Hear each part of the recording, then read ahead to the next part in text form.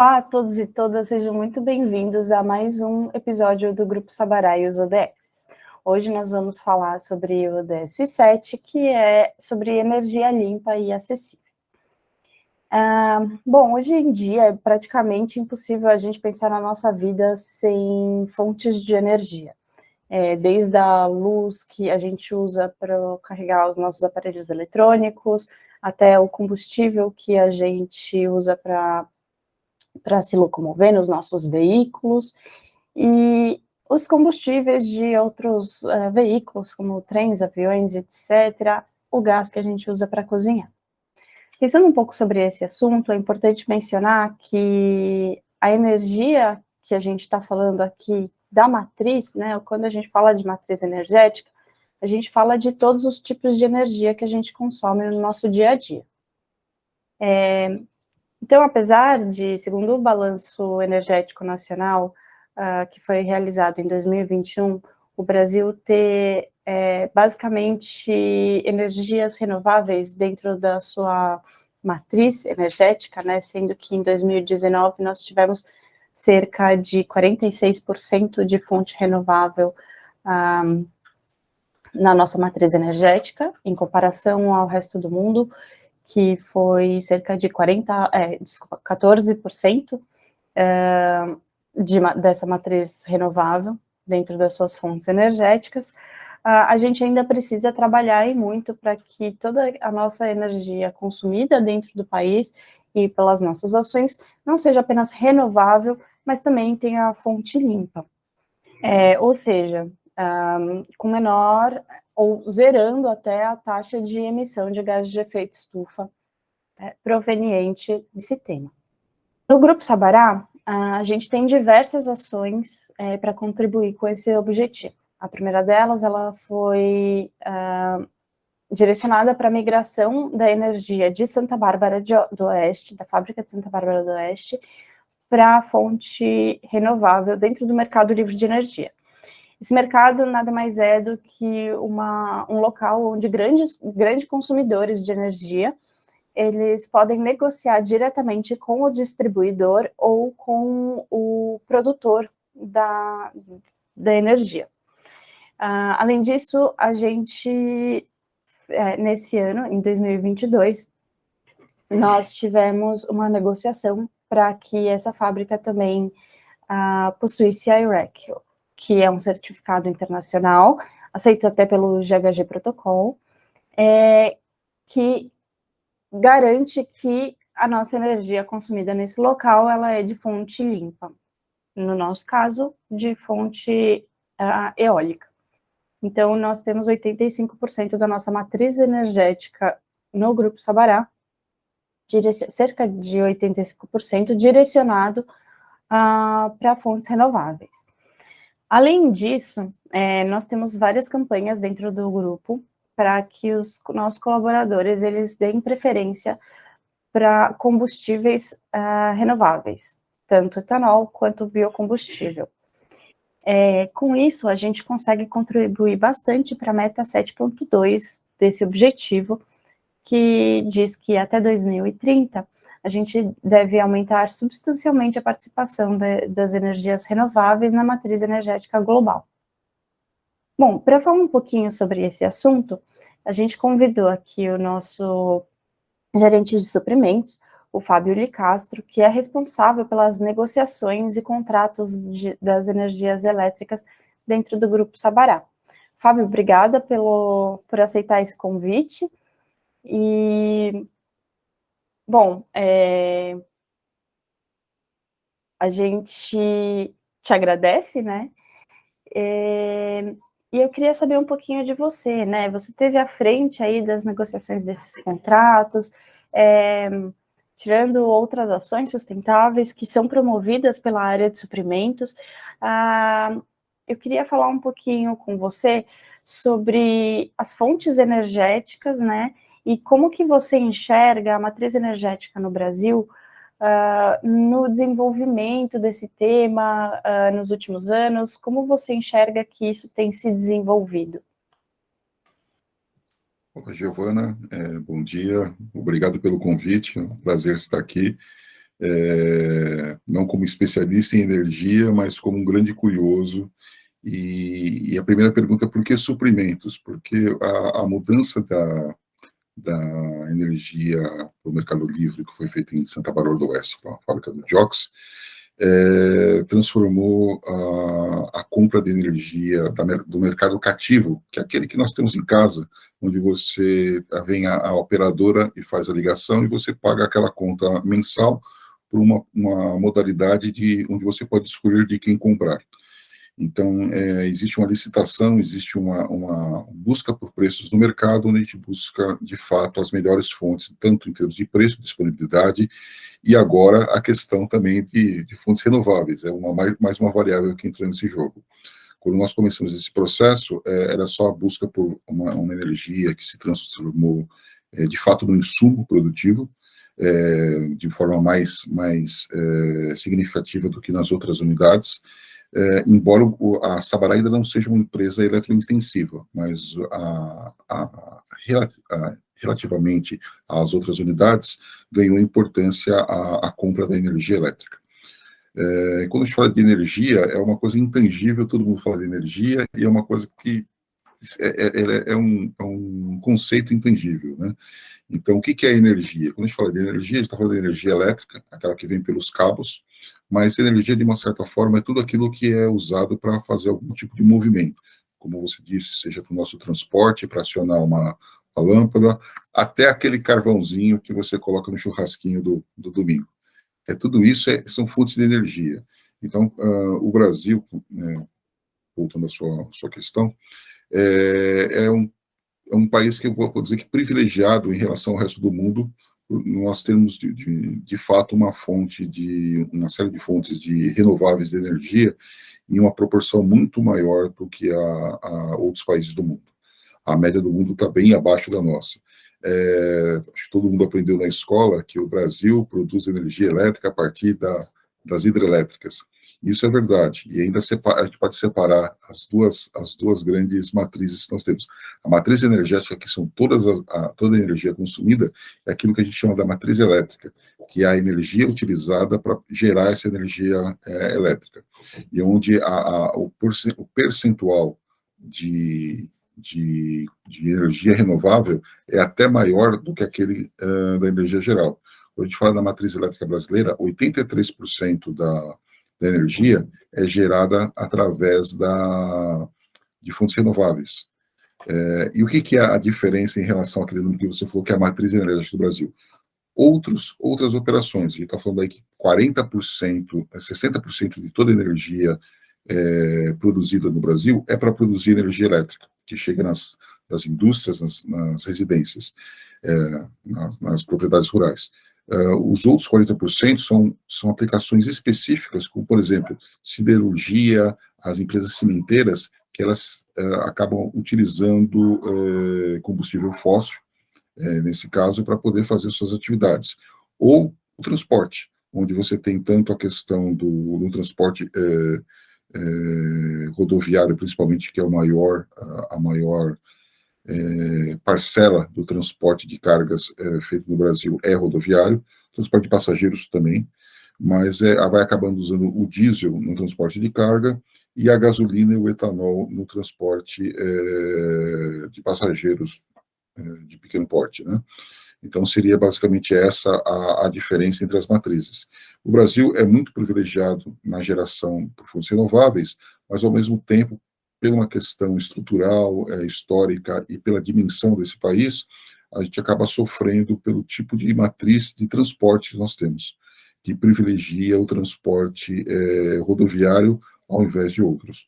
Então, eu entendo que, apesar de estarmos na liderança em relação às fontes renováveis, eu posso dizer o crescimento exponencial que a energia eólica e a própria energia solar teve no Brasil, mas temos outras possibilidades. O Brasil, como todos sabem, aí é um expoente do agronegócio. E isso gera, toda a atividade agrícola, ela acaba gerando aquilo que a gente chama de biomassa, ou seja, aquilo que não é utilizado para venda depois da produção agrícola. isso tem sido utilizado como fontes de energia, seja, por exemplo, numa indústria sucroalcooleira, que produz a partir da cana o álcool e açúcar, e todo o bagaço é usado, uma parte como volta para o campo como fertilizante, e a outra é queimada para gerar energia. Tanto que as maiores empresas desse ramo não se chamam mais usina fulano de tal, usina XYZ. Ela passou a ser uma indústria de energia. Elas estão se reconhecendo como indústrias de energia. Inclusive, os nossos negócios estão atrelados a esse mercado, exatamente buscando soluções que ampliam essa produtividade desses clientes. Então, é interessante como estamos caminhando de maneira colaborativa com esse objetivo também dessas empresas. Mas no Brasil, a questão do etanol é um combustível para veículos muito, muito consolidado e que se torna renovável. Existem os seus prós e contras. Toda atividade, quando a gente fala de energia, atividade humana, ela sempre tem um impacto, e o que a gente tem que buscar é como reduzir, de fato, esse impacto dentro das nossas atividades.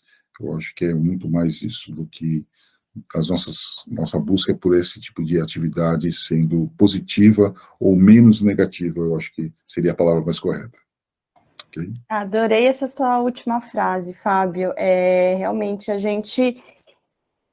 tudo tem uma ação e uma reação, né? Então, a gente precisa entender que todas as atividades, positivas ou negativas, que a gente fizer, vão trazer uma reação. E é importante a gente tentar sempre ter uma reação muito menor nas atividades que tenham algum prejuízo, e uma reação muito maior nas atividades que tenham algum impacto positivo. Falando um pouco sobre isso, como você vê o Grupo Sabará contribuindo para esse tema, né? No sentido de as contribuições que a gente tem feito, os desafios que a gente está enfrentando, como que você enxerga isso para a gente, nesse âmbito de diminuir os nossos impactos negativos e ter impactos positivos muito mais significativos? É uma pergunta interessante, acho que é a luta de todo dia, mas ele começa exatamente entendendo e monitorando, mapeando onde são esses impactos. Porque se você não sabe de onde está, qual o impacto que você está causando, você não consegue nem trabalhar sobre ele. Né? No caso da Sabará, a gente pode ter duas grandes vertentes. A primeira é ligada à energia elétrica. Então, o maior consumo ele já migrou para o mercado livre, onde, obviamente, tem uma vantagem econômica. Eu acho que isso, quando a gente fala em ESG, é importante entender que se não existe uma vantagem econômica, não vai ser a sustentabilidade não acontece, né? Ela só fica na intenção e nas boas intenções e na boa imagem, mas você no longo do tempo ela vai ser precarizada. Então, existe aí um ganho econômico, mas existe uma redução de fato do impacto causado pela geração dessa energia. Além da energia elétrica, a gente pode falar o pensamento em processos que sejam mais eficientes, isso é uma busca constante, e ao mesmo tempo, quando a gente fala de energia elétrica, a revisão constante das instalações e dos equipamentos. As várias NRs envolvidas é um investimento que a Sabará faz todo ano para garantir que suas instalações sejam eficientes e não se combata, de fato, o desperdício. Tá? A outra vertente importante é a redução e a otimização na questão do transporte.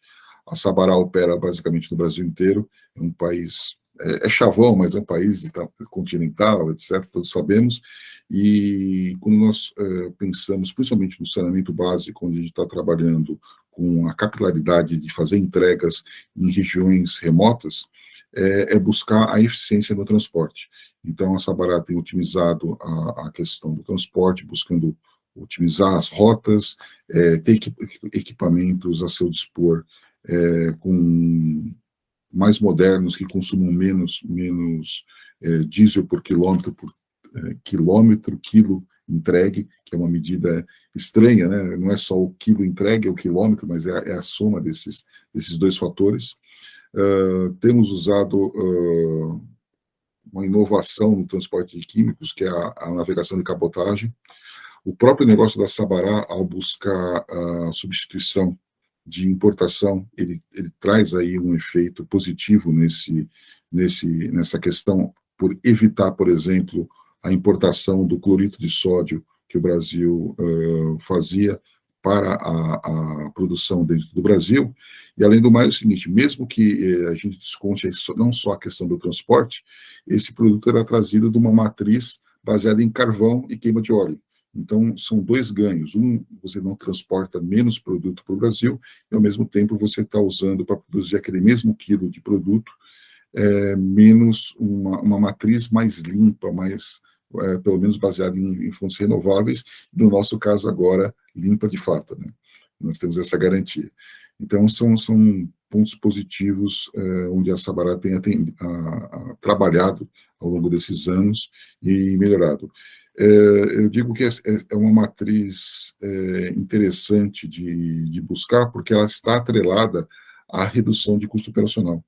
Então, de todos os ODS, talvez seja aquele que é mais facilmente convencido, você pode convencer todas as pessoas de uma maneira mais fácil, porque ele está atrelado ao quê? A uma redução de custos. Então, talvez seja o ODS mais simples de você convencer outras empresas, fornecedores, clientes, consumidores, de que ele que ele pode ser adotado. Porque ele primeiro mexe no bolso, e por isso que a parte econômica é importante quando a gente fala de sustentabilidade. É aquilo que realmente é uma mola propulsora, e daí você consegue, de fato, entender que não só está fazendo bem para o seu bolso, mas como bem para o planeta, para a comunidade onde você está inserido. Eu acho que essa é a visão da Sabará. Futuro, existem grandes coisas para fazer, nós já pensamos aí em ampliar o atendimento do mercado livre de energia para outras unidades. Existe uma dificuldade porque a energia não chega do nada, né, nas empresas, ela depende daquilo que a gente chama as distribuidoras, que é a dona do cabo, a dona do poste, a dona do cabo. A gente depende desse tipo de distribuição para conseguir fazer as negociações. E devido ao histórico de como foi formado o sistema elétrico brasileiro, existem algumas limitações de como você pode fazer isso. Nós fizemos alguns estudos, está apontando que a unidade de Anápolis é a próxima a fazer essa transição, nós estamos fazendo as análises econômicas para isso, mas para o Nordeste a gente ainda não conseguiu incluir, devido ao consumo e a ter uma característica de distribuição diferenciada da unidade já de Santa Bárbara já foi adotado, nós estamos buscando aí alternativas. A outra nós fizemos estudos de autogeração. O que seria autogeração? Formas da Sabará produzir a sua própria energia. Basicamente, a gente está falando aqui de energia solar. A energia solar tem crescido aí de eficiência, só que ainda ela para fins industriais e grandes consumidores, ela envolveria uma colocação de uma área muito grande, de um investimento muito grande em placas solares, em sistemas de conversão, para poder ser efetivo.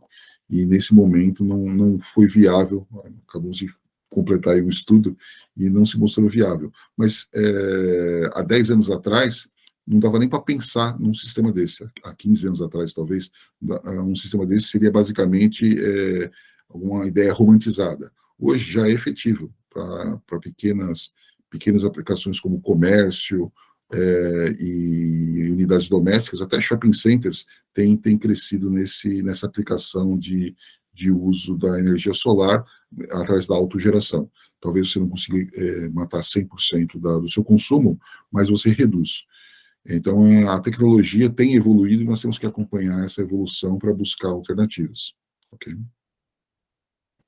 Com certeza, acho que a gente está sempre alinhado com isso. Uma das coisas, acho que mais interessantes do grupo é o posicionamento de todos os departamentos com o ESG. Uma coisa que eu sinto bastante aqui é que a gente tem bastante liberdade, por exemplo, para trabalhar com os suprimentos, e vocês abraçam o tema, o financeiro abraça o tema, e todo mundo trabalha entendendo que não é um departamento isolado, com assuntos isolados, mas que as ações, elas atingem a empresa como um todo.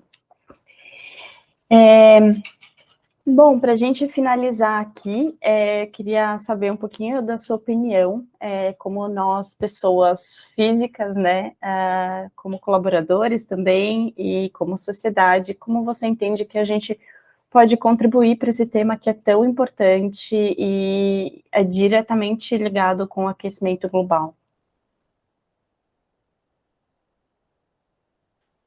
Vamos lá.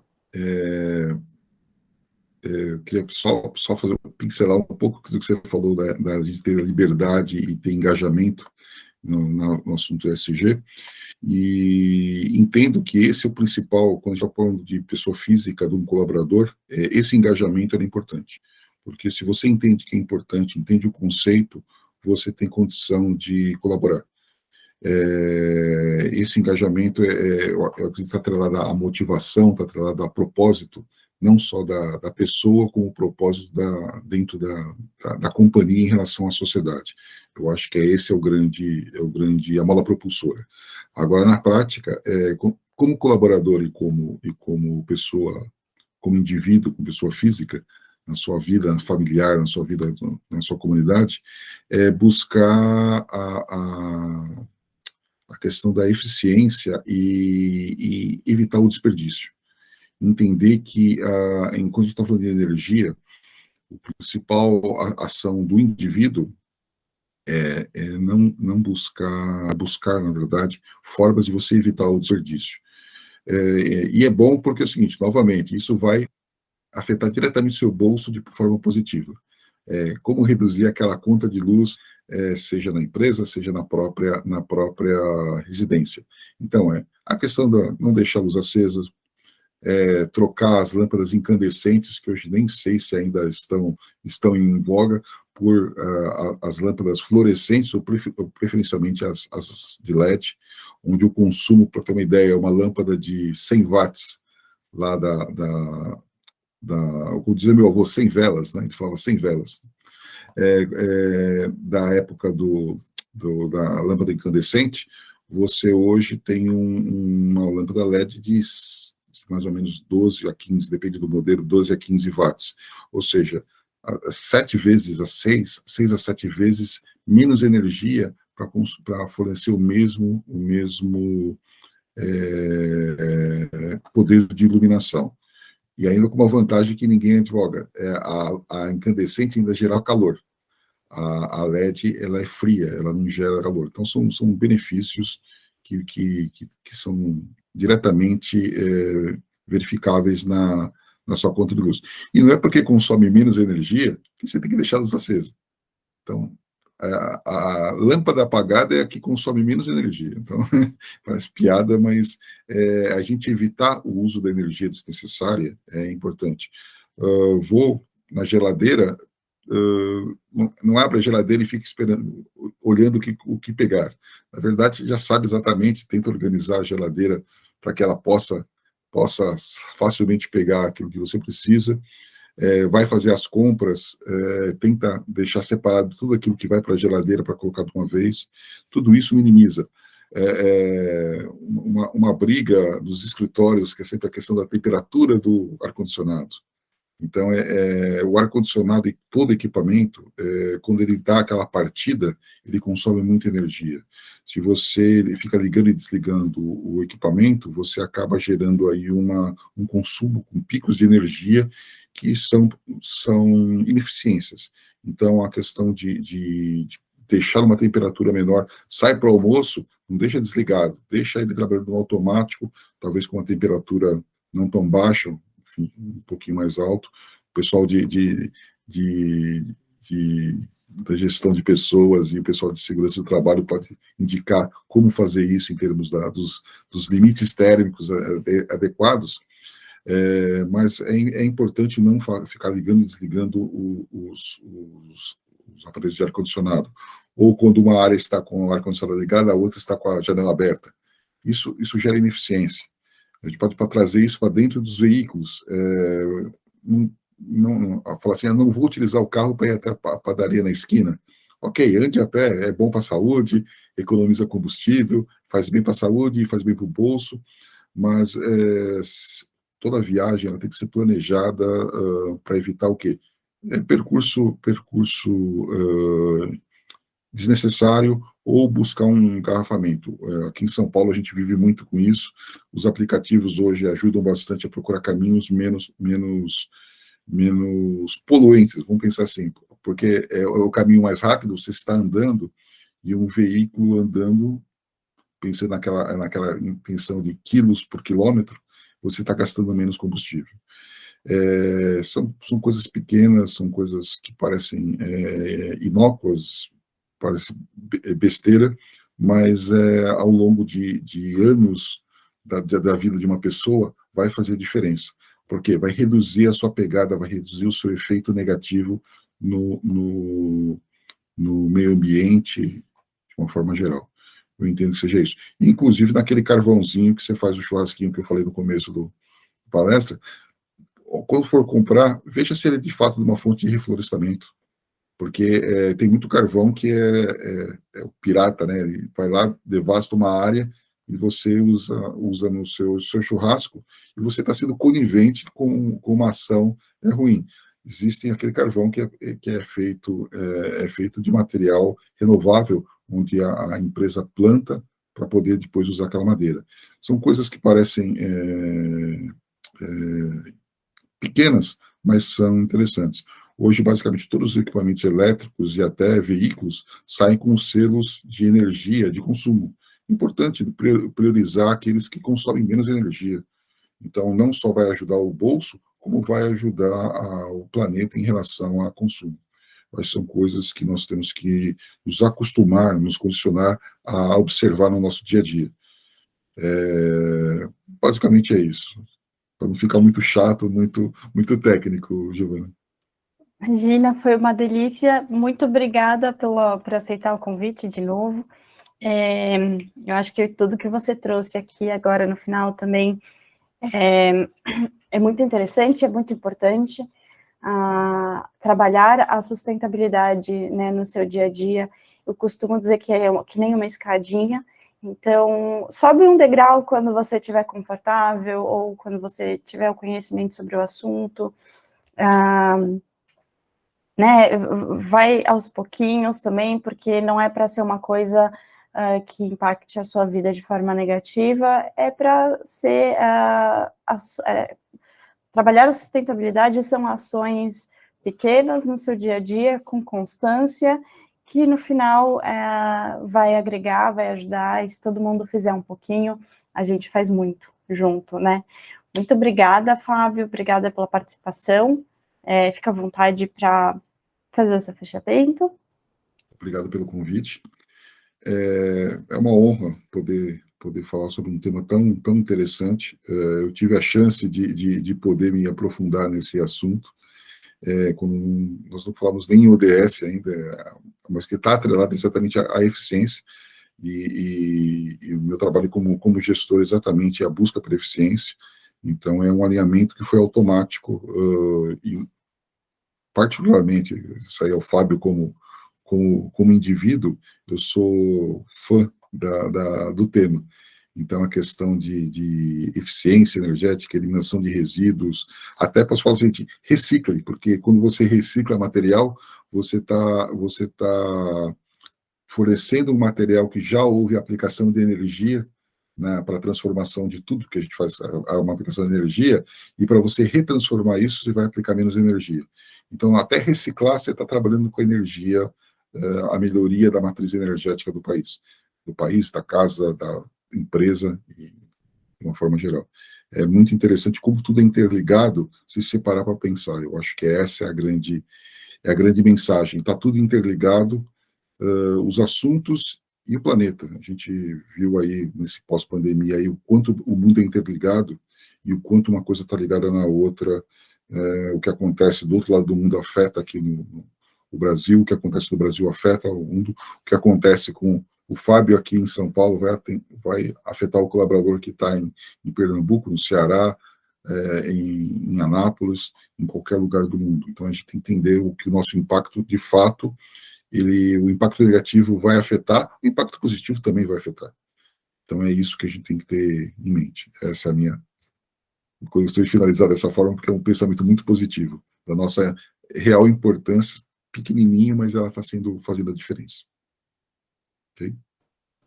Obrigada de novo, Fábio, e obrigada por assistirem mais esse episódio do Grupo Sabará e os ODS. A gente volta ano que vem com mais um episódio sobre o ODS 8, e fiquem atentos para os nossos próximos episódios. Um abraço a todos.